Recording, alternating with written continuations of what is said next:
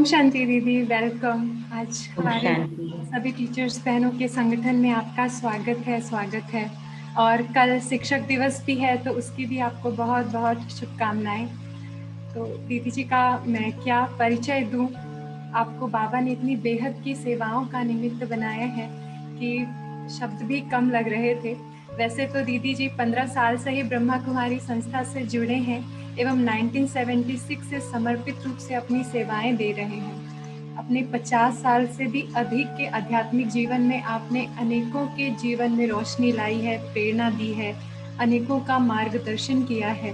आप रशिया के साथ साथ Ukraine, Kazakhstan, Kyrgyzstan, Tajikistan, Mongolia आदि स्थानों पर सेवा के निमित्त बने हैं। साथ ही रशिया के साथ साथ अन्य कंट्रीज में भी ब्रह्मा कुमारी संस्था के जॉइंट रीजनल कोऑर्डिनेटर के रूप में भी सेवारत है। साथ ही देश विदेश में भी बाबा की बेहद की सेवाओं को आपने प्रारूप दिया है। दीदी ने unending treasure, a collection of virtues नाम की रशियन बुक भी लिखी है, जो कि बेस्ट सेलर बुक है। साथ ही आपको बहुत सारे अवार्ड से भी सम्मानित किया गया है। तो आज विशेष हमारे समक्ष बाबा के नूरे रतन आदरणीय सुधा दीदी जी उपस्थित हैं। तो दीदी के वेलकम में मैं कुछ शब्द कहना चाहूंगी। अतिथि सत्कार बिना हर अरदास अधूरी होती है। अतिथि ही वो फरिश्ते हैं जिनके आने से आश पूरी होती है। तो आज के इस गैदरिंग में दीदी जी का बहुत बहुत स्वागत है। और दीदी जी से ये इस विषय पर मैं प्रकाश डालने को कहूँगी कि आज की वर्तमान परिस्थिति के अनुसार जो समय चल रहा है उसके अनुसार हमें क्या पुरुषार्थ करना चाहिए। तो इस पर दीदी हमें थोड़ा प्रकाश डालें और हमारा मार्गदर्शन करें। आदरणीय सुधा दीदी जी। थैंक यू मनीषा बेन। प्रश्न है कि वर्तमान परिस्थितियों को देखते हुए हमें कौन सा पुरुषार्थ करना चाहिए। तो जब से हम बाबा के बच्चे बनते हैं, चाहे परिस्थितियां कोई भी हो, कभी फेवरेबल होती हैं परिस्थितियां, कभी अनफेवरेबल होती हैं, कभी ऐसी होती है जैसे आजकल है, जब लॉकडाउन चल रहा है 1.5 साल से लगभग, और हर प्रकार की परिस्थितियों से हम गुजरते हैं। बाबा के समय में जब यज्ञ की स्थापना हुई, उसके बाद परिस्थितियां आई, 14 साल कराची में रहे, फिर वहां से ट्रांसफर हुए। आप इमेजिन करो कैसे वो परिस्थिति क्या थी, वो समय क्या था कि जब खाने पीने को यज्ञ में कुछ बचा नहीं था, धन नहीं बचा था। तो यज्ञ शुरू से लेकर के डिफरेंट प्रकार की परिस्थितियों से गुजरता आया है, अलग अलग तरह की। तो बाबा ने तो हम सबको एक फॉर्मूला दे दिया है। वो फॉर्मूला एटर्नल है, वो सदा काल के लिए है। हमें क्या पुरुषार्थ करना है, उस पुरुषार्थ का लक्ष्य क्या है, बहुत शब्दों में कह सकते हैं। लेकिन जैसे ब्रह्मा बाबा जब अव्यक्त हुए, तो अव्यक्त होने वाले दिन 18 जनवरी को लास्ट जो मुरली चली, तो बाबा ने उसमें 3 शब्द जो हम सभी जानते हैं, हमें निराकारी, निर्विकारी और निरअहंकारी बनना है। फिर हम उसके बाद अपनी दादी प्रकाश मणि जी को देखते थे, जो दादी प्रकाश मणि के जीवन का स्लोगन हर एक के पास सेंटर पे वो दादी की घड़ी या दादी का चित्र पोर्ट्रेट होगा।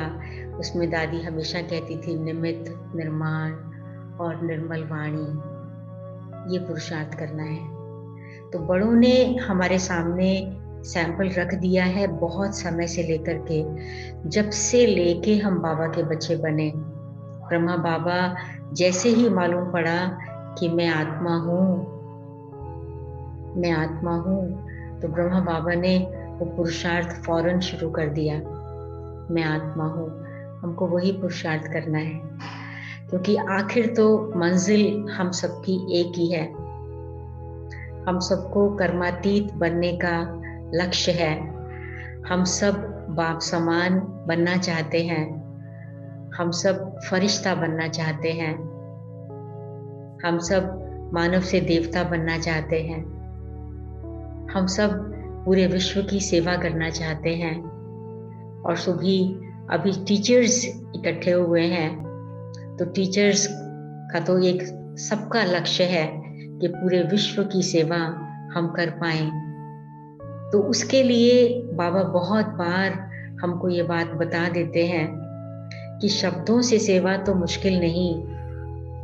आज की मुरली अगर आपने ध्यान से पढ़ी होगी तो बाबा ने कहा कि क्यों बच्चों को वो सेवा की उछल नहीं आती। बाबा ने सेवा का कनेक्शन लक्षणों और योग से किया। जब लक्षण ठीक नहीं, यानी जब धारणा पर अटेंशन नहीं होता है और जब बाबा से योग नहीं होता, जब देह और देहधारियों और देह के पदार्थों से अटैचमेंट, मोह खत्म नहीं हुआ होता, तो सेवा की उछल नहीं आती। और अगर आती भी है, सेवा करते भी हैं शब्दों के द्वारा, उस सेवा में वो सफलता नहीं मिलती जो सफलता हम चाहते हैं। यहाँ हमको ये समझना बहुत जरूरी है कि सेवा की सफलता किसको कहा जाता है। सेवा की सफलता का मतलब ये नहीं होता कि हमने कोई प्रोग्राम रखा, उसमें 500 लोग आ गए, 1000 लोग आ गए, 10,000 लोग आ गए, लाखों लोग आ गए, हाँ तो ये सफल हो गया प्रोग्राम। नहीं, इसको सफलता नहीं माना जाता। ये छोटी सी सफलता का छोटा सा हिस्सा है।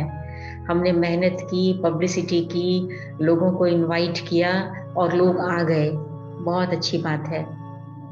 परंतु सफलता सेवा की क्या है? सेवा के पूरा प्रोग्राम होने के बाद और सेवा के दौरान मेरी खुशी कितनी बनी रही, मेरी संतुष्टता कितनी बनी रही, जो सेवा साथी हैं उनकी खुशी और संतुष्टता कितनी बनी रही, और जिनके लिए हमने सेवा की उनको कितनी खुशी और संतुष्टता मिली। ये सेवा की सफलता है। तो बाबा ने आज कहा, तो अच्छे बच्चे कौन हैं? जिनका व्यवहार अच्छा है और फिर वो अच्छी सेवा कर पाते हैं। तो व्यवहार किसका अच्छा होता है? जिसकी धारणा अच्छी है, जिसका योग अच्छा है। तो हमको क्या पुरुषार्थ करना है? हमें समय प्रति समय अपने आप को चेक करना बहुत जरूरी है। तो मैं थोड़ी सी बातें आप सबके सामने रखूंगी जो मेरे मन में हैं आज आप सबके लिए। पहली बात, मैंने तो बचपन से सुना है, आपने भी जरूर सुना होगा, इसको इंग्लिश में कहते हैं example is better than precept. उदाहरण उपदेश से बेहतर है। यानी एक्शंस, आप वर्ड्स बहुत सुंदर बोल सकते हैं, लेकिन अगर एक्शंस, हमारे कर्म उन शब्दों के अनुसार नहीं हैं, तो मेरे शब्दों का असर किसी के ऊपर होगा नहीं। मेरे कर्म और मेरे शब्दों में कथनी और करनी, जिसको बाबा कहते हैं, उसमें समानता होनी चाहिए। क्योंकि कई लोग बहुत अच्छे स्पीकर्स होते हैं, उनकी इंटेलेक्ट बहुत ब्रिलियंट होता है और उनकी मेमोरी बहुत अच्छी होती है, बहुत अच्छा बोल सकते हैं, उनके शब्दों की चॉइस बहुत अच्छी होती है, लेकिन वो अगर कर्मों में दिखाई नहीं देता तो उन शब्दों के ऊपर शायद ही कोई विश्वास करेगा और उनको अपने, हमारे बातों का उनके ऊपर कोई असर पड़ेगा। इसलिए समय प्रति समय ये बहुत जरूरी हो जाता है कि हम अंतर्मुखी होकर अपने आप से ये पूछें कि मैं जो कहती हूँ क्या वो मैं खुद करती हूँ? मैं जो कहती हूँ वो मैं खुद करती हूँ। मिसाल के तौर पे हम क्लास कराते हैं, क्लास कराते समय स्टूडेंट्स को कहते हैं मुरली में टाइम पर आओ, मुरली से पहले योग में आओ। हम खुद आते हैं या हम समझते हैं हम तो टीचर हैं, हम तो लेट भी हो जाएंगे तो हर्जा नहीं, हम लास्ट सॉन्ग पे भी पहुंच जाएंगे तो हर्जा नहीं, हम तो क्योंकि टीचर हैं। तो हम ये समझते हैं कि ये जो बाबा की शिक्षा है कि समय पर आओ, मुरली से पहले योग में बैठो, ताकि आपका मन बुद्धि बाबा की बातों को लेने के लिए तैयार हो जाए, ये शिक्षा शायद केवल विद्यार्थियों के लिए है। नहीं, जगदीश भाई साहब हमेशा कहा करते थे, टीचर, अच्छा टीचर कौन है? जो स्टूडेंट नंबर 1 है। स्टूडेंट नंबर 1 जो अपने को सदा स्टूडेंट समझता है, जो स्टूडेंट बन के अच्छा पढ़ने का लक्ष्य रखता है और पढ़ के हमेशा आगे बढ़ने का लक्ष्य रखता है, वो अच्छा टीचर है। तो अब मुझे अपने से पूछना है, मैंने भाई बहनों को तो कहा, मुरली में से मैंने उनको होमवर्क भी दे दिया कि आप इन बातों के ऊपर मंथन करना या इस बात की प्रैक्टिस करना, या आजकल हम सीड बीज रूप अवस्था के पॉइंट्स पढ़ते हैं, बीज रूप अवस्था की पॉइंट तो पढ़ दिया, प्रैक्टिस करना। अब मैंने की, मैंने वो होमवर्क किया या मैंने सिर्फ कह दिया? अगर मैंने खुद ही नहीं किया तो मुझे अधिकार नहीं अगले दिन पूछने का कि आपने होमवर्क किया कि नहीं किया। हमको वो अधिकार नहीं है। तो इसको ही कहते हैं ऑनेस्टी, ईमानदारी, सच्चाई, कि जो हम कहते हैं क्या वो हम खुद कर रहे हैं। ऐसे ही कर्म की कर्मणा सेवा, हम चाहते हैं कर्मणा सेवा दूसरे करें, बहुत खुशी की बात है, हमने भी अपने समय में बहुत की होगी, लेकिन इसका मतलब ये नहीं क्योंकि अब हम टीचर बन गए अब हमको कर्मणा सेवा नहीं करनी है, अब दूसरे करने वाले आ गए। नहीं, ब्रह्मा बाबा ने, मम्मा ने, दादी दीदियों ने, बड़ों ने लास्ट तक, जगदीश भाई तो कुर्सियां भी उठा देते थे सभा के अंदर, कर्मणा सेवा। तो मेरा भावार्थ कहने का ये है कि जो हम शब्द भाषण में या क्लासेस में या मुरली से पढ़ करके सुनाते हैं, हमें अंतर्मुखी होके अंदर अपने जाके अपने से पूछ लेना चाहिए कि जो मैंने आज मुरली में पढ़ा या सुना, मैंने किया? मैंने किया? और अगर नहीं किया तो माना मैं अच्छा विद्यार्थी नहीं हूं, और अगर मैं अच्छा विद्यार्थी नहीं हूं तो मैं अच्छा टीचर नहीं हो सकता। ये बहुत बहुत जरूरी है। इसलिए मैं आपको एक बात सुनाती हूँ, बहुत वर्ष पुरानी बात है। एक दफा दादी जानकी टीचर्स से मिल रही थी, विदेश की टीचर्स थी।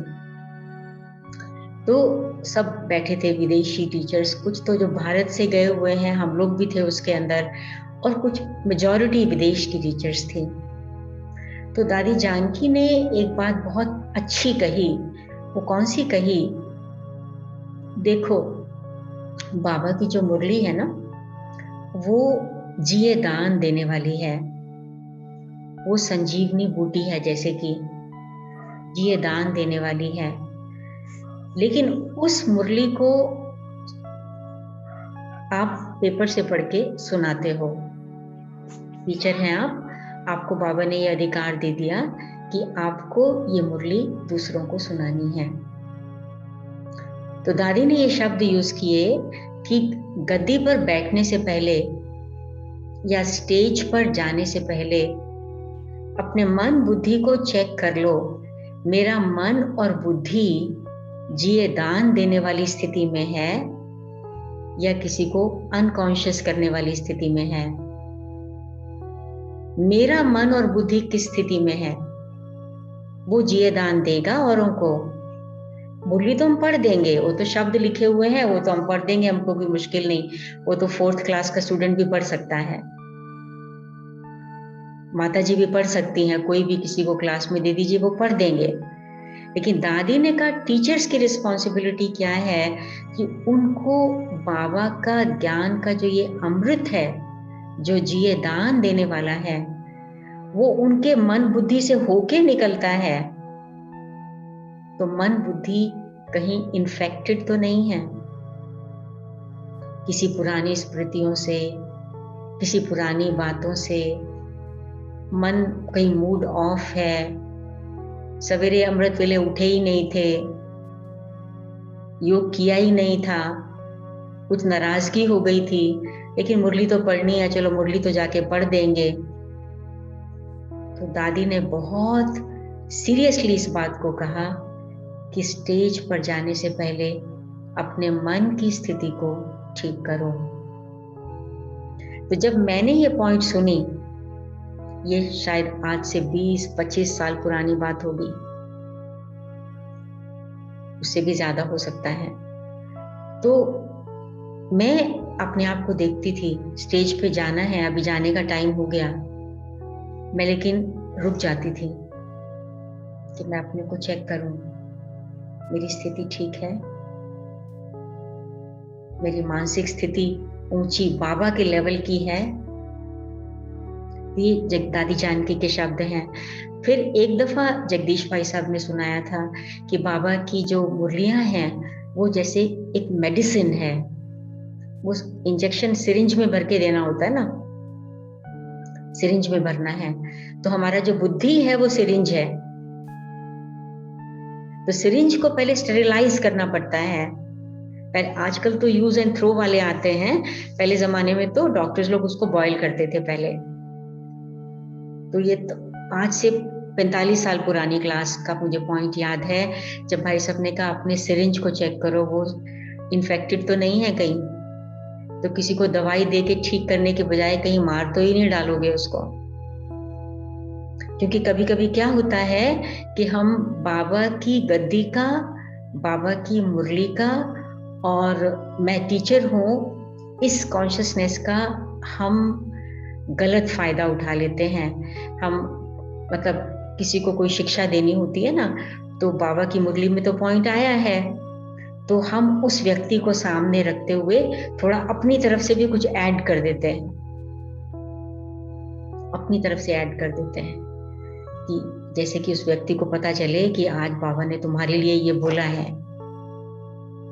बाबा कहते नहीं, ये आपको अधिकार नहीं है, अलग क्लास करा सकते हो, लेकिन मुरली के समय अपना एडिशन करना, करेक्शन देना किसी को, ये आपको अधिकार बाबा ने नहीं दिया है। तो इसलिए जो मैं कहना चाहती थी कि बहुत बहुत जरूरी है, मैं टीचर तो हूं लेकिन मैं सेवाधारी हूं। सेवाधारी माना हम्बल, नम्रता, पोलाइट, सेवाधारी हूं। मैं टीचर को बाबा बहुत ऊंचा उठाता है, लेकिन साथ साथ बाबा ये भी कहता है, अपने लिए भी कहता है, मैं मोस्ट ओबीडियंट सर्वेंट हूं। शिव बाबा टीचर्स का टीचर है, हाईएस्ट टीचर, और वो कहता है अपने लिए, I am your most obedient servant. Brahma Baba भी कहता है, I am your most obedient servant. तो मैं अगर टीचर हूं, अगर शिव बाबा ही अपने को मोस्ट ओबीडियंट सर्वेंट कहता है, तो मुझे कैसे व्यवहार करना है, ये मुझे अपने आप से पूछ लेना चाहिए, और समय प्रति समय अपने को करेक्शन दे करके आगे बढ़ाते रहना चाहिए। एक ये बात मैं कहना चाहती थी। और दूसरी बात जो आती है, टीचर्स का जो रोल आपने पूछा वर्तमान समय के अनुसार, सचमुच में दुनिया में दुख की मात्रा बहुत बढ़ गई है। अचानक से परिवारों में डेथ्स हो जाती हैं, अगर लोगों को अटैचमेंट होता है, एक की डेथ सुन के दूसरे की डेथ हो जाती है, और कई दफा बच्चे अनाथ हो जाते हैं इस वजह से। और मतलब नेचुरली हमें पता है ये कलयुग का अंत है, तो ये सब होगा।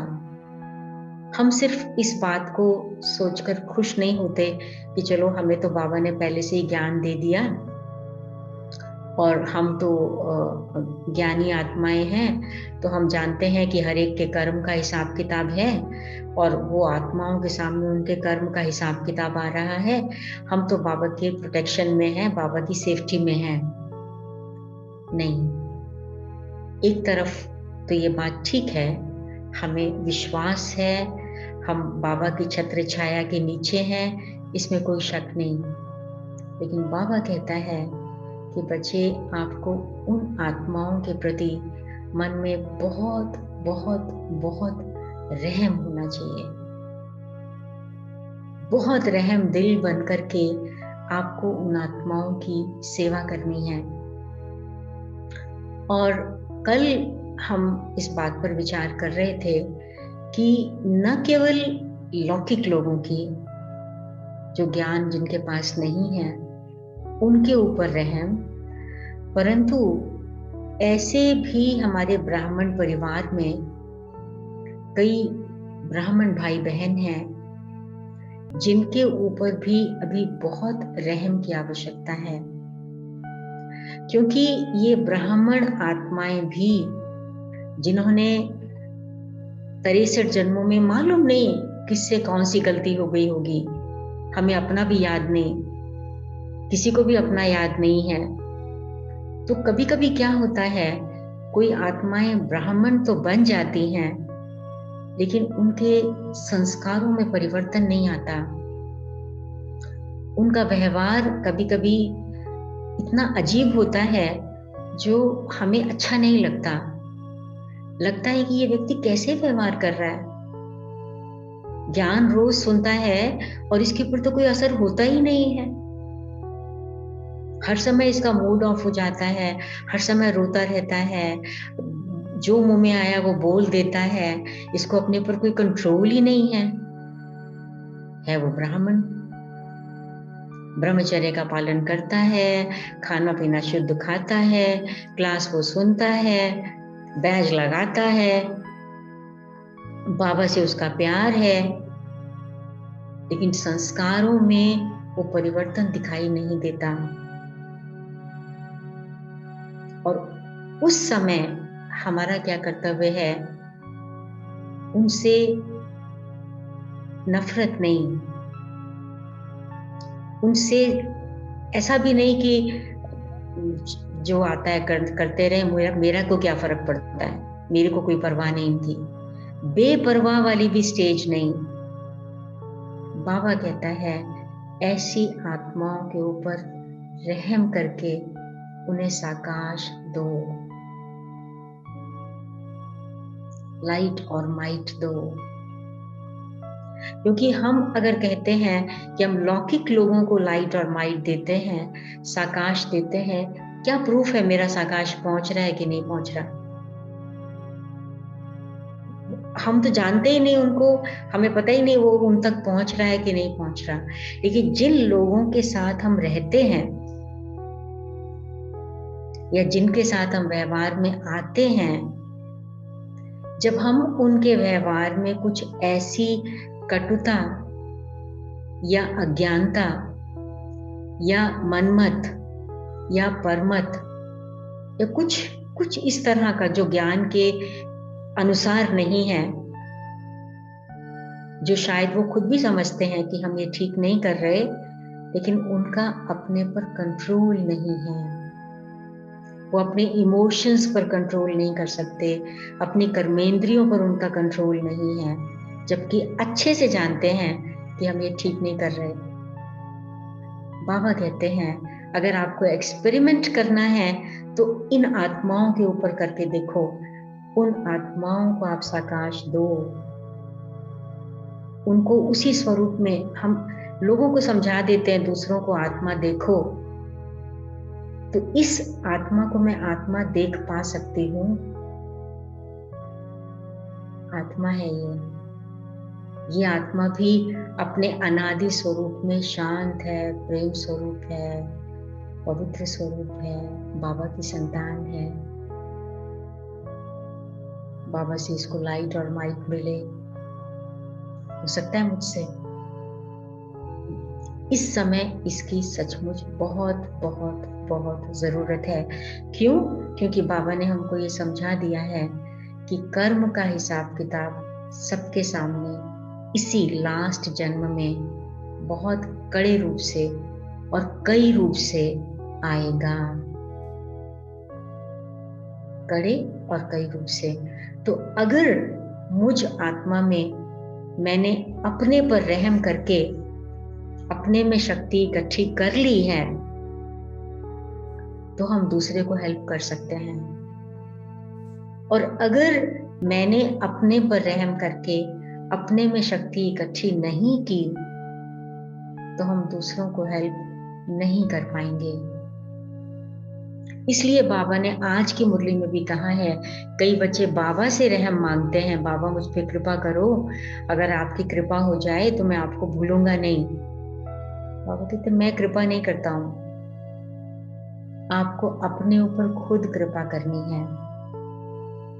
तो हमें अपने ऊपर कृपा करनी है। और उस कृपा के बाबा ने एक मुरली में 4 मुख्य पॉइंट्स बताए थे। अपने पर रहम के क्या मतलब चिन्ह है। उसमें बाबा ने कहा सबसे पहला, जो हम सब जानते हैं लेकिन ये रिवीजन की बात है, स्वयं को देखो, बाबा को देखो, अन्य किसी को नहीं देखो।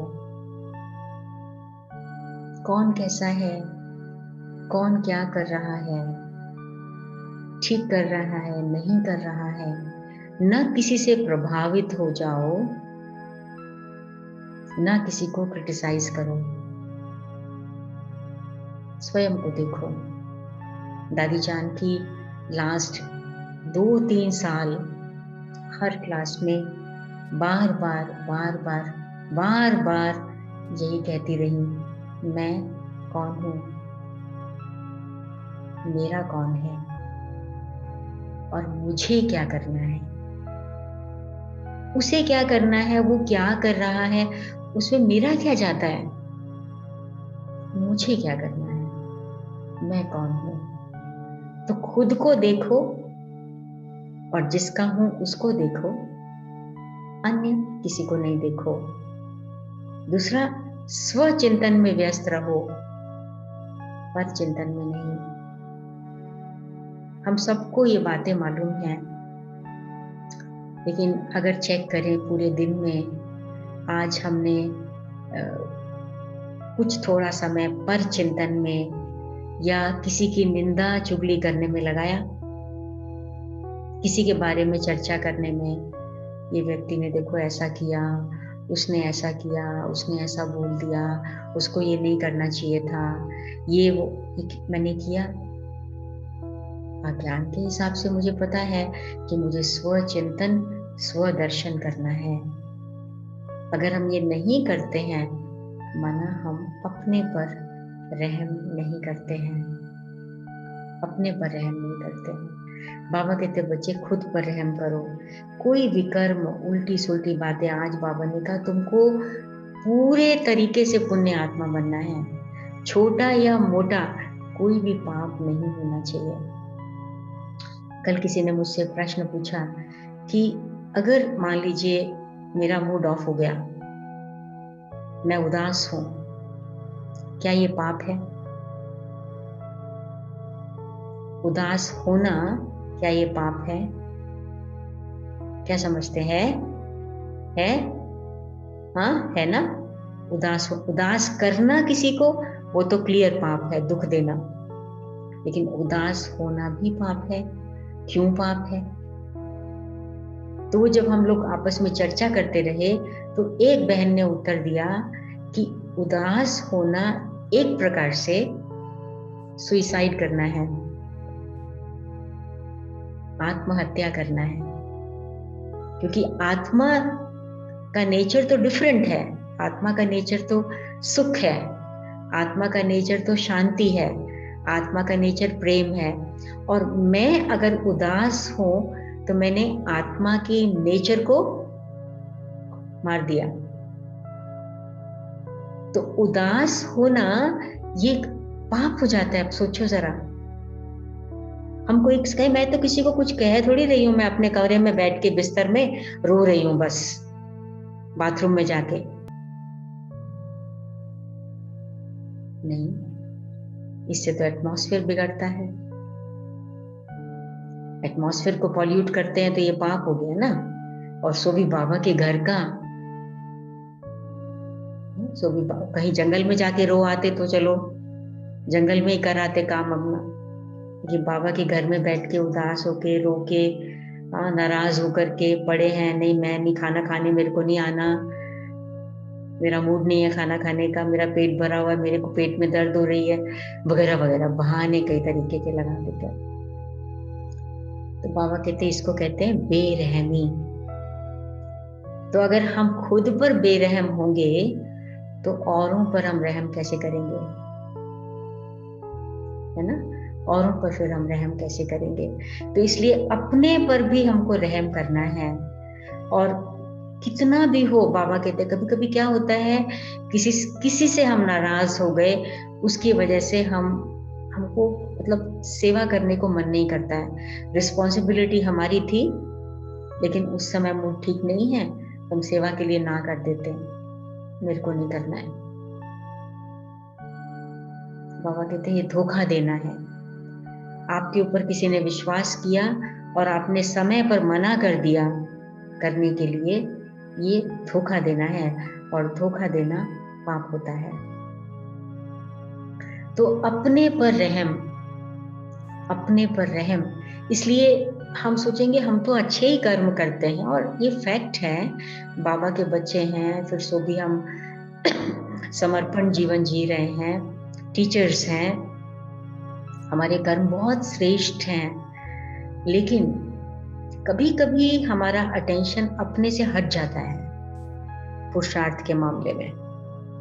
तो उसमें माया कोई ना कोई छोटी मोटी गलती करा देती है। तो अपने पर रहम माना माया को हम चांस नहीं दें, माया को चांस नहीं दें। माया कल जो अव्यक्त मुरली है कल की, उसमें बाबा ने कहा है ज्ञानी आत्मा कौन है, जो न केवल रचयिता को जाने, जो न केवल रचना को जाने, रचयिता और रचना के साथ साथ जिसको ये भी पहचान है कि माया क्या है। अगर रचयिता को जान लिया, रचना को जान लिया, लेकिन माया को नहीं समझा, तो इसका मतलब आपको अधूरा ज्ञान है, पूरा ज्ञान नहीं है।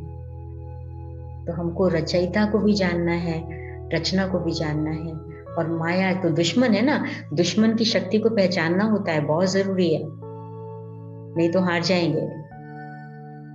दुश्मन के पास कितनी सेना है, कितने हथियार हैं, वो अगर ना मालूम हो तो कैसे लड़ाई होगी उनसे। माया हमारा दुश्मन है, बहुत शक्तिशाली है, उसको पहचानना होता है। तो ये बात बहुत जरूरी है। अन्य पर रहम करने के लिए हम अपने पर रहम करके अपने आप को हम बहुत बहुत बहुत बहुत शक्तिशाली बना लें। और एक और लास्ट वाली बात मैं कहना चाहती हूँ आज के इसमें, कि कुछ लास्ट ईयर की ये मुरली थी, उसमें बाबा ने बहुत अच्छी एक बात कही थी, मुझे लगता है ये टीचर्स के लिए बहुत इम्पोर्टेंट है।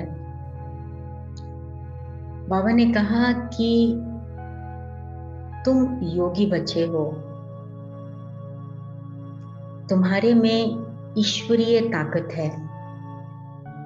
ये मैं बाबा के शब्द इस बोल रही हूँ, तुम्हारे में ईश्वरीय ताकत है। ईश्वर प्यार का सागर है,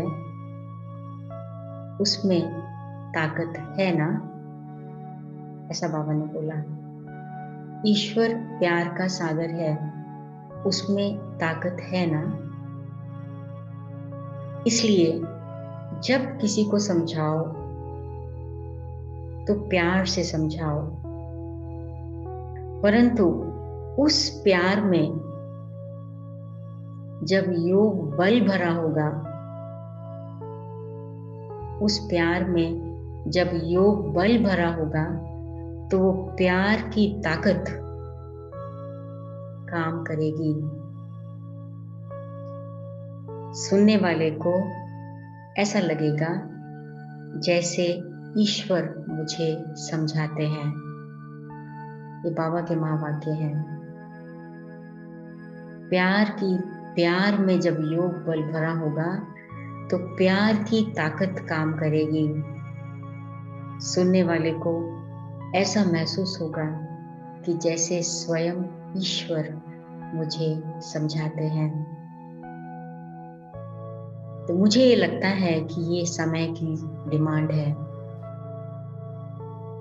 अपने को इतना हमें बहुत जरूरत है बाबा से शक्ति लेकर।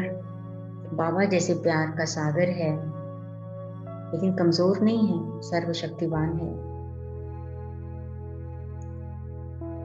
प्यार करने का मतलब ये नहीं कि हम लॉस तोड़ दें, मर्यादा को तोड़ दें। इसीलिए बाबा लव एंड लॉ दोनों का बैलेंस कहता है। प्यार में योग बल भरा होगा, तब वो प्यार की ताकत काम करेगी। यानी उस आत्मा को भी ताकत मिल जाएगी अपने आप को परिवर्तन करने की। और अगर सिर्फ मीठा मीठा प्यार होगा, उसको अच्छा तो लगेगा, वो ये तो कहेगा कि आप बहुत अच्छे हो, लेकिन उसको ताकत नहीं मिलेगी अपने को परिवर्तन करने की, ताकत नहीं मिलेगी। तो ईश्वरीय ताकत का मतलब क्या है कि ईश्वर का गुण जो प्यार है, वो जैसे ईश्वर का प्यार है, वो प्यार का स्वरूप मैं आत्मा भी बन जाऊं। और वो संभव है जब, क्योंकि आत्मा में भी तो प्रेम का क्वालिटी है ना, आत्मा में भी है, लेकिन जब वो प्रेम की क्वालिटी में योग बल भर जाएगा, तो वो प्यार शक्ति का काम करता है। वो शक्ति दूसरों को मदद करती है। कोई गलती भी कर देता है, किसी को सिंपल ज्ञान समझाना होता है, लेकिन एक होता है जस्ट शब्दों का उच्चारण, लेकिन दूसरा होता है उस स्थिति से उच्चारण। तो मुझे लगता है कि वो हमारी सेवा में बहुत वृद्धि करेगा और बाबा का जो कार्य है वो संपन्न करने में हम मददगार बन सकेंगे। तो ये कुछ थोड़ी सी बातें मैं आज के दिन आप सबसे कहना चाहती थी। कुछ आपको पूछना है या कहना है तो प्लीज आप पूछ सकते हैं। प्रिया हाँ ओके। तो अभी अभी माना 1 साल ही हुआ है सेंटर पर आके। तो जैसे अभी तो ट्रेनिंग वगैरह सब कुछ बंद है, लेकिन फिर भी खुद को तैयार करने की आशा है, इच्छा है, जैसे बाबा चाहता है। तो ऐसे क्या करें कि माना कम समय में हम माना बाबा की आशाएं भी पूरी कर सके और डिसर्विस भी ना सर्विस बहुत अच्छे से कर सके। ऐसे कौन सी धारणाएं हमें धारण करनी है? अगर आपको अच्छा टीचर बनना है तो कभी नहीं भूलना कि मैं स्टूडेंट हूँ, मैं स्टूडेंट हूँ। और अगर आप अच्छे स्टूडेंट बनेंगे हमेशा, तो आप अच्छे टीचर बन जाएंगे।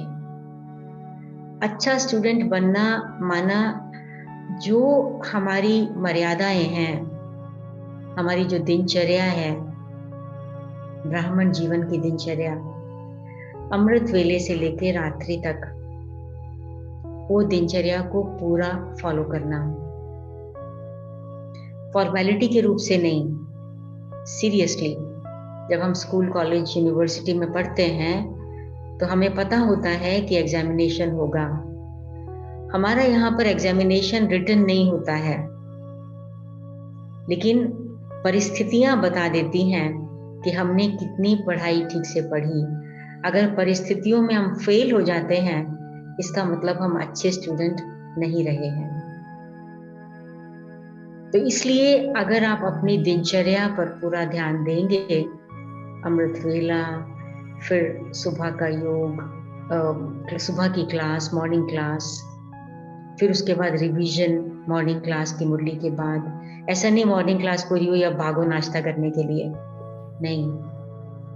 कम से कम मुरली पूरी होने के बाद नोटबुक बंद करके, मुरली बंद करके, कम से कम 5 पॉइंट्स आज बाबा ने कौन कौन सी बातें कही और उसमें से मैं आज किस चीज की प्रैक्टिस करूंगी, वो ऐसे 3 पॉइंट्स अपने जरूर ले लेने चाहिए।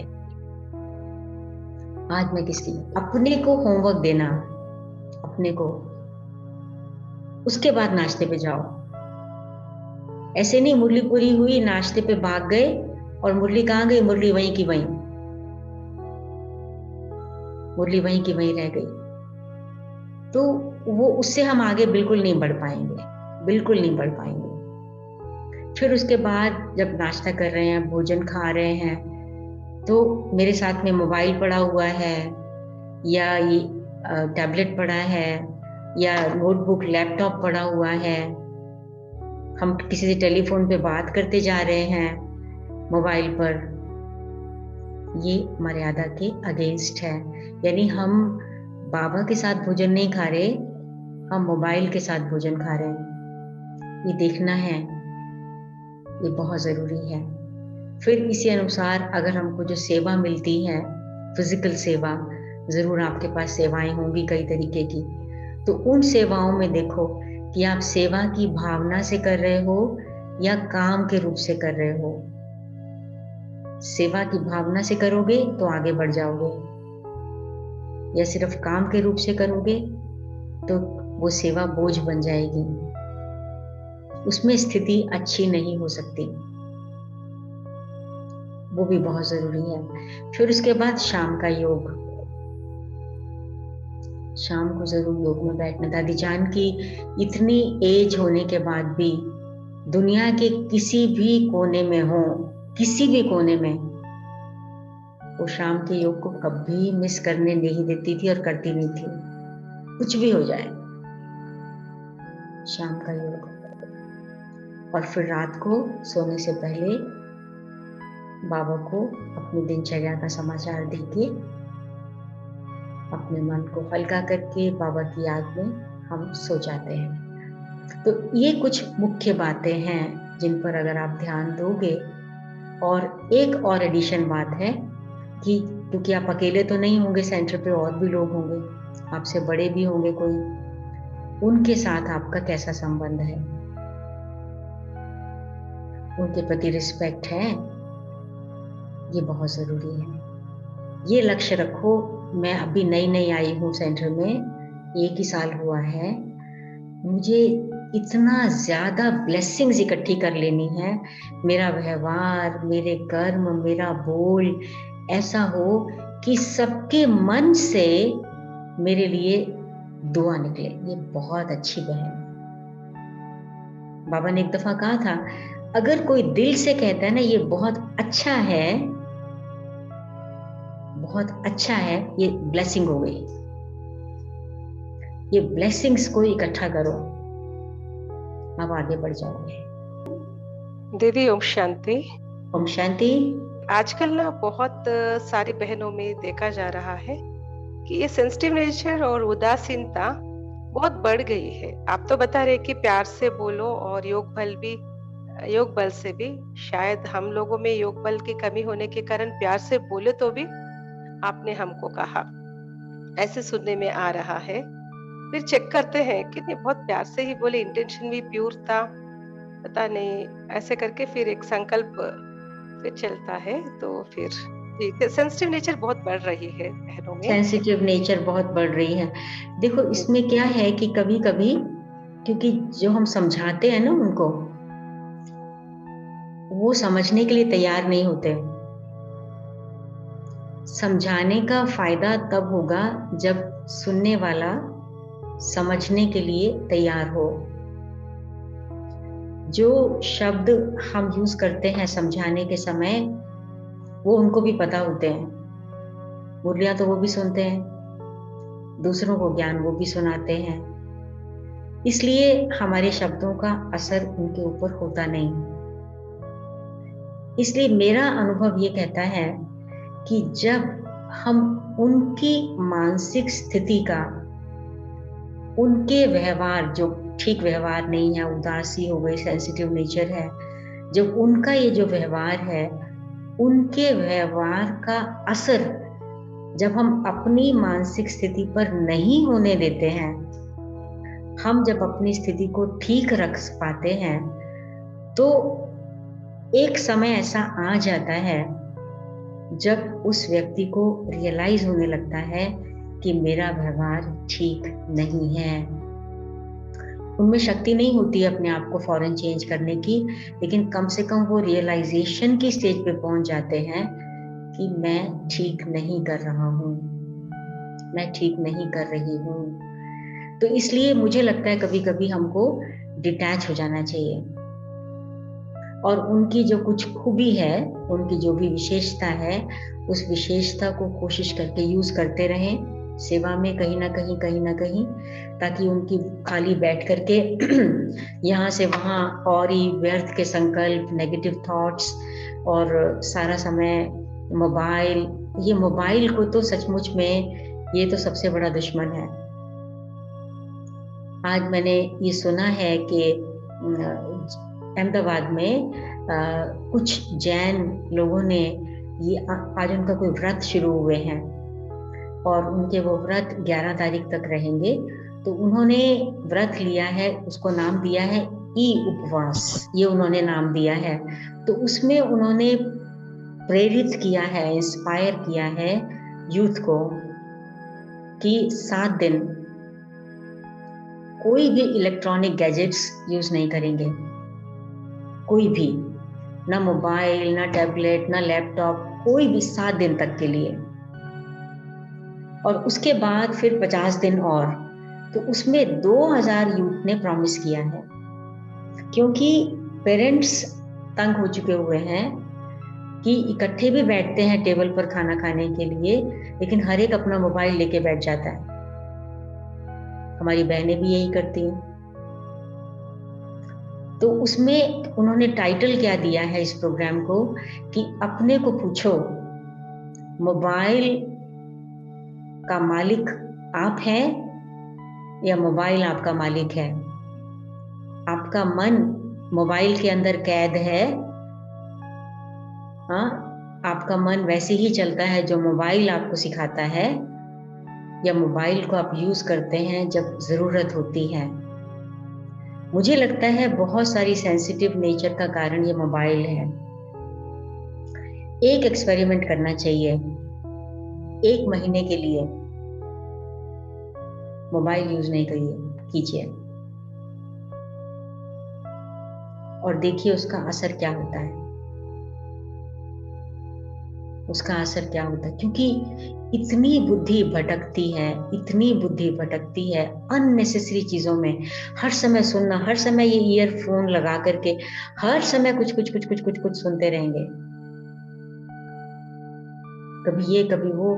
अच्छा, कभी कभी क्लासेस भी सुनते हैं, लेकिन मैं हमेशा पूछती हूँ कि अच्छा आपने सुनी तो सही क्लास, लेकिन क्या सुना? कुछ गया अंदर? कुछ अंदर गया या सिर्फ सुन लिया बस और खुश हो गए मैंने क्लास सुन ली? नहीं चलेगा। सचमुच में अगर हम बाबा के समर्पित बच्चे हैं, मोबाइल को प्रयोग मालिक बन के कीजिए, मोबाइल के गुलाम मत बन जाइए। इसलिए कहा है mobile is a good servant but very dangerous master. अगर आप मोबाइल को अपना मालिक बना देंगे, बहुत डेंजरस है, बहुत खतरनाक है, दुश्मन है। तो इसलिए इस चीज पर आप जरूर बहुत बहुत ध्यान दीजिए। कोशिश कीजिए शिवलीला बहन कि आप, अगर वो लोग नहीं सुनते हैं, कोई असर नहीं होता, तो थोड़ा समय डिटैच हो जाना चाहिए और उनकी मानसिक स्थिति का असर अपने ऊपर नहीं होने देना चाहिए और बस शुभ भावना रखें, उसका असर ज्यादा होगा। हाँ बोलिए नीलम बहन जी। जैसे कुछ कन्याएं बाबा के घर में आती हैं, स्कूल से कॉलेज से छुट्टी होने पर आश्रम में आकर के सेवा करती हैं, फिर स्कूल खुल जाने से वो फिर चली जाती हैं, लेकिन उनकी घरेलू स्थिति बहुत माना पॉवर्टी की है, बहुत गरीब हैं, लेकिन सेवा बहुत अच्छा है और उनका लक्ष्य है कि हम पढ़ करके बाबा की ही सेवा में लगेंगे। तो क्या उनको किसी भी प्रकार का सहयोग देना रहम कहलाएगा? देना चाहिए या नहीं देना चाहिए? दादी प्रकाशमणि को हम लोग देखते थे दिवाली पर, सर्दियां आने पर, जो वहां पर माउंट आबू में हमारे मधुबन घर में जो सेवाधारी हैं, वहाँ नौकरी करते हैं, वहां पर वो लोग सफाई करते हैं, बर्तन करते हैं, तो दादी उनको हर वर्ष कंबल या कोई इस तरह की चीजें जरूर देती थी।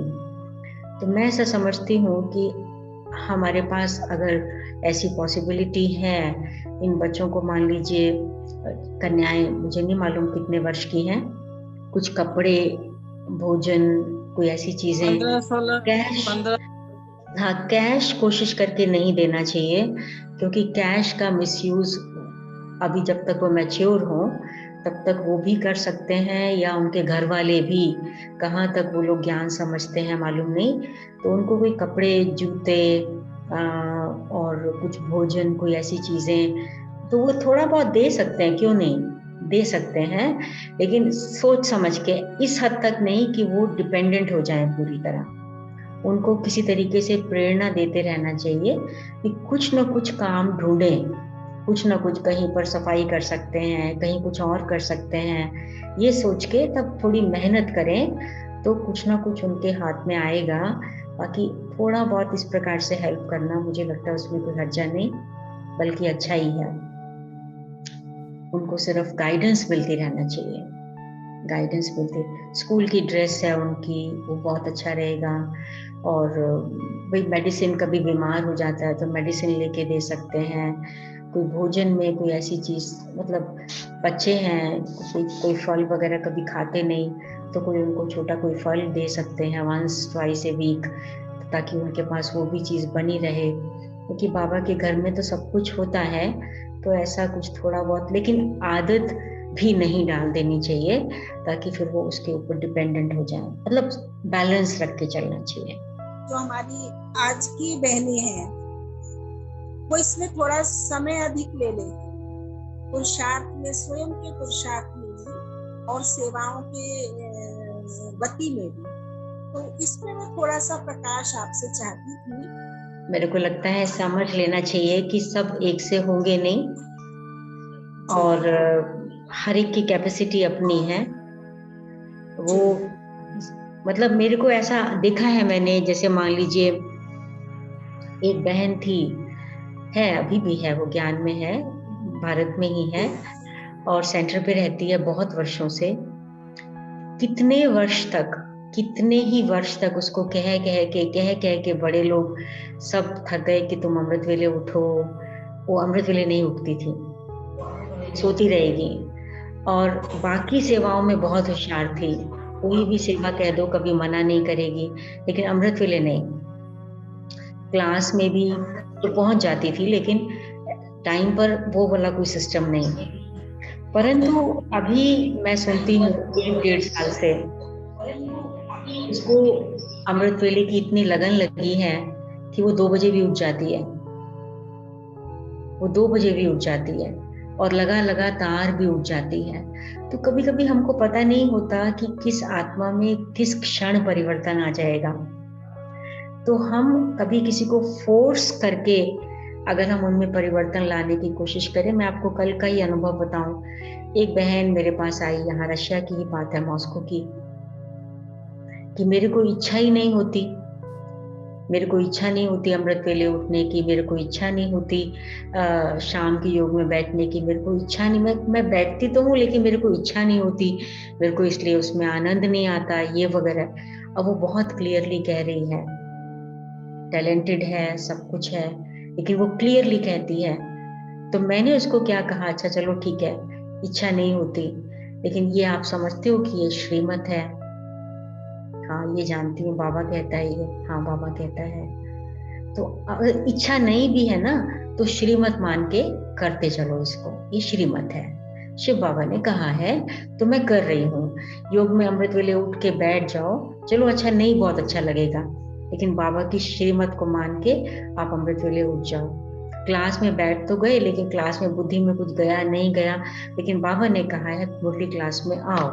बाबा ने कहा है शाम तुम श्रीमत मान के करो, और श्रीमत मान के करते जाओगे करते जाओगे करते जाओगे, तो वो श्रीमत मानने की ब्लेसिंग एक दिन आपको शक्ति भर देगी कि वो इच्छा में बदल जाएगा कि मुझे ये करना है। क्योंकि मैंने ये देखा है, अभी सचमुच में ये फैक्ट है कि जो जनरेशन, यंग जनरेशन अभी आ रही है, उनका कसूर नहीं है, उनका कसूर नहीं है। उनको पालना और परवरिश लौकिक घरों में भी वो नहीं मिली जो हमें मिली थी, जो हमें मिली थी। और इसलिए हम उनसे वो आशा रखें, एक्सपेक्ट करें कि वो हमारी तरह फास्ट स्पीड से बढ़ जाएं, ये हमारी मिसअंडरस्टैंडिंग है, हमारी गलती है, वो नहीं बढ़ पाएंगे। फिर कभी ना कभी हमारे में फोर्स आ जाएगा और हम फोर्स से कभी जोश में आके कुछ ना कुछ उनको बोल देंगे, तो वो हमारी एक और गलती हो जाएगी। इसलिए जितनी उनकी कैपेसिटी है, उस कैपेसिटी को समझकर प्यार से उनको आगे बढ़ाते रहें, वो ज़्यादा अच्छा है। ये मान के चलिए कि कैपेसिटी सबकी एक बराबर नहीं हो सकती, इम्पॉसिबल, इम्पॉसिबल। इसलिए हाँ, उनमें कई और योग्यताएं होंगी, वो टैलेंटेड होंगे इन द सेंस जो काम कंप्यूटर्स हम लोग नहीं जानते हैं वो लोग जानते हैं। उनको कहिए टेक्निकली इस चीज़ को सेट करना है, वो 1 मिनट के अंदर कर देते हैं। हमको वो आता ही नहीं, वो उनको आता है। तो जो उनकी विशेषता है, उस विशेषता को बाबा की सेवा में प्रयोग करते करते करते करते थोड़ा सा उनका उमंग उत्साह दिलाते दिलाते, और कभी ना कभी किसी न किसी मौके पर कोई बड़ा आया, उसके द्वारा उसने कह दिया, कहलवा दिया। क्योंकि जो घर में होता है ना, जिसको रोज रोज देखते हैं, उसके प्रति इतना वो रिस्पेक्ट का फीलिंग भी कम हो जाता है। लेकिन वही बात किसी ने, बाहर वाले ने आके कह दी, तो वो बहुत इंपॉर्टेंट हो जाती है। ऐसा होता है। तो इसलिए कभी कभी उसके लिए फिर हमको शायद पेशेंस रखने की जरूरत है। हम पेशेंस रखें, आएगा समय, और हर एक का भाग्य अपना है, हर एक का भाग्य अपना है, हर एक अपनी तकदीर खुद बना रहा है। हम जितना इंस्पायर कर सकते हैं, जितना एनकरेज कर सकते हैं, उतना अच्छा है। बाकी हर एक की तकदीर, बाबा के समय भी सब प्रकार के थे, उसके बाद भी सब प्रकार के थे। बाबा के पास चक्रधारी दीदी सुनाती हैं कि वो 4 फ्रेंड्स थे जब वो बाबा के पास इकट्ठे गए थे, जब वो यंग थे एकदम। 4 फ्रेंड्स थी, 4 बहनें। अब 4 बहनों में से एक ने तो जल्दी ही शादी हो गई उसकी, दूसरी चली चली चली, लेकिन उसके बाद कुछ घटना ऐसी घट गई, वो भी छोड़ के चली गई, और अभी बचे हैं 2। होता है, हर एक प्रकार के लोग हैं, कोई बड़ी बात नहीं। जब मैं ज्ञान में चली थी तो हमारे सेंटर पे आने वाले कुमारियों का ग्रुप 40 कुमारियां थी हमारे सेंटर में, छोटी बड़ी सब मिला के। कुछ मेरे एज की थी, कुछ मेरे से बड़ी थी, कुछ मेरे से छोटी थी। हम 40 कुमारियां थी। 40 में से ज्ञान में चलने वाली मैं समझती हूँ कितनी बची होंगी, 5, 6, 7 से ज्यादा नहीं है। सब चले गए।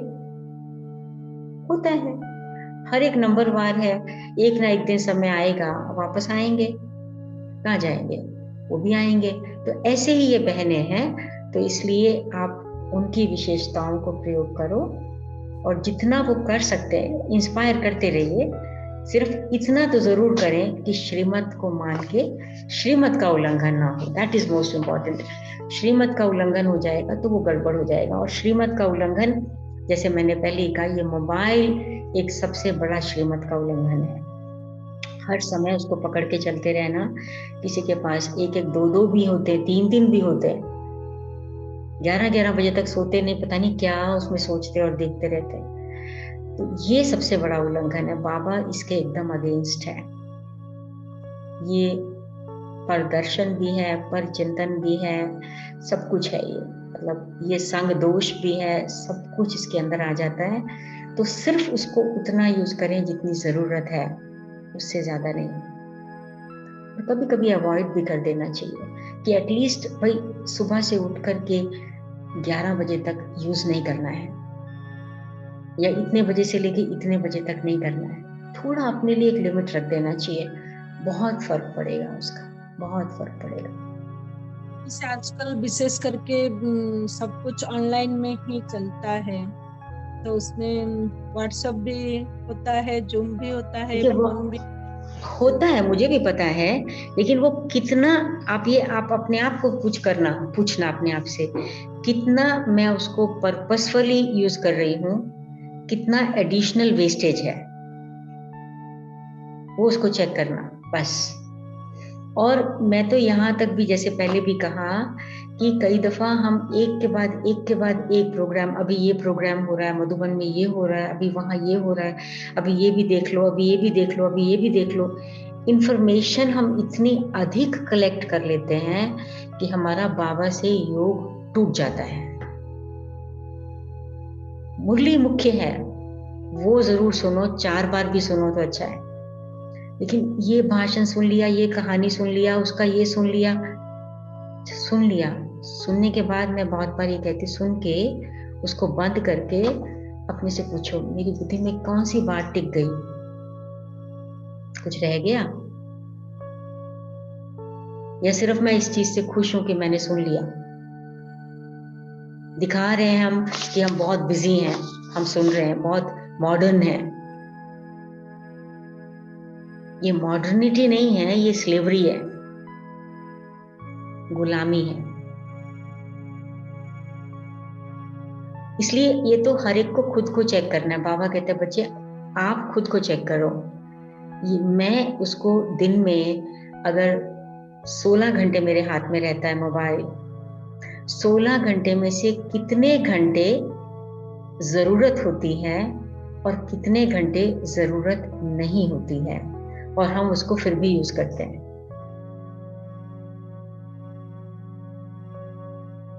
ये अपने आप को हमको पूछ लेना है, दैट्स ऑल, उत्तर मिल जाएगा। तो मोबाइल के हम अगेंस्ट नहीं हैं, लेकिन मोबाइल का मिस यूज करने के अगेंस्ट है। साइंस के साधन अच्छे हैं, लेकिन जब साइंस के साधनों का मिस यूज होता है तो वो हमारे दुश्मन बन जाते हैं। जगदीश भाई ने एक दफा कहा था, जो ये मिसाइल्स बनाते हैं ना, मिसाइल्स जो विनाश के लिए, उनका नाम है गाइडेड मिसाइल्स। वो गाइड करते हैं कि यहाँ से जाके वहां पड़ेगा, वो गाइडेड मिसाइल्स हैं उनके। जैसे कि उनके अंदर डली हुई है इंफॉर्मेशन कि यहाँ इस देश से गया, उस देश में, उस शहर में, उस जगह गिरना चाहिए, उसको कहते हैं गाइडेड मिसाइल। तो भाई साहब ने एक दफा लिखा था, गाइडेड मिसाइल्स इन मिसगाइडेड हैंड्स। जिनको गाइडेंस नहीं मिली, उनके हाथ में जब ये मिसाइल्स आ जाएंगे तो वो केवल विनाश के और कुछ नहीं कर सकते। Same is with mobile. Mobile को यूज करो, लेकिन अगर मैंने अपने मन बुद्धि को गाइडेंस नहीं दिया तो मेरा मन बुद्धि उनका ठीक प्रयोग नहीं करेगा। उसका नुकसान सबसे ज्यादा हमको ही होगा। आपको पता है कि न्यूज इंफॉर्मेशन ये है कि पिछले वर्ष 66%, जो भारत में 75 करोड़ लोगों के पास मोबाइल है, 75 करोड़, उसमें से 66% लोगों की आईसाइट वीक हुई है मोबाइल के कारण। 66%, वो छोटी सी नंबर नहीं है। हर समय उसी को देखते रहना, वहीं से पढ़ते रहना, तो वो आईसाइट पर मैग्नेटिक वेव्स, इलेक्ट्रोमैग्नेटिक वेव्स, वो हेल्थ पर, ब्रेन पर और आईज पर असर डालते हैं। कई लोग डिप्रेशन में चले जाते हैं। इसलिए हम तो बाबा ने हमको फॉर्मूला दे दिया है, आत्मा अपना मित्र अपना शत्रु आप ही है। तो हमें तो अपना मित्र बनना है, शत्रु नहीं। इसलिए हम उसको उतना ही प्रयोग करें जितनी जरूरत है, उससे अधिक नहीं। उसमें ही फायदा है। बहुत बहुत धन्यवाद आज का इतनी अच्छी क्लास, और आपने पुरुषार्थ का भी महत्व बताया कि कैसे हमें अपने सूक्ष्म पुरुषार्थ पर ध्यान देना है, कैसे हम अपनी उन्नति कर सकते हैं। इतनी सूक्ष्म बातें टीचर्स डे पे विशेष सभी टीचर्स बहनों को कराई और इतना अच्छा गाइडेंस दिया। हम और सूक्ष्मता से महीनता से पुरुषार्थ करने का पूरा प्रयत्न करेंगे दीदी। थैंक यू दीदी, आपने अपना बहुमूल्य समय दिया। जैसे कि आपकी जो क्लासेस चल रही थी, उदास होना भी एक पाप दिखाते में, मैं समझता हूँ कि कोई अव्यक्तवाणी में ये शब्द नहीं होंगे। उदास होना दासी कहलाता है, लेकिन ये पाप होता है कि आपके इस क्लास में मिला। और दूसरा है योग बल हो, बच्चे हैं योग बल है, सफलता ऑटोमेटिक मिलेगी, उसमें हम प्यार थोड़ा ऐड कर देंगे। और दूसरा है मोबाइल जो है गुलामी, उससे गुलामी से बचें। ये 3 चीजें आपके क्लास से मिली। दीदी आपने बहुमूल्य समय दिया, इसके लिए हम दिल से आभार करते हैं। थैंक यू दीदी। Thank you. Baba thank you. ओम शांति।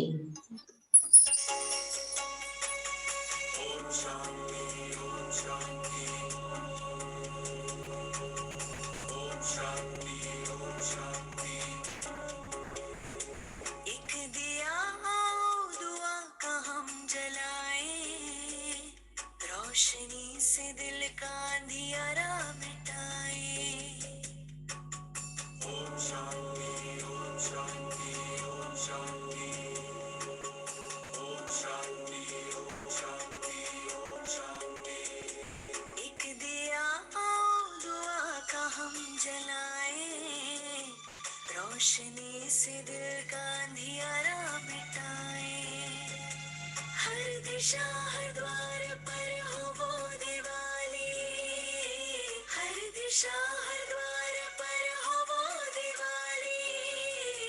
प्यार का हम ऐसा सिलसिला चलाए, प्यार का सिलसिला हम चलाए।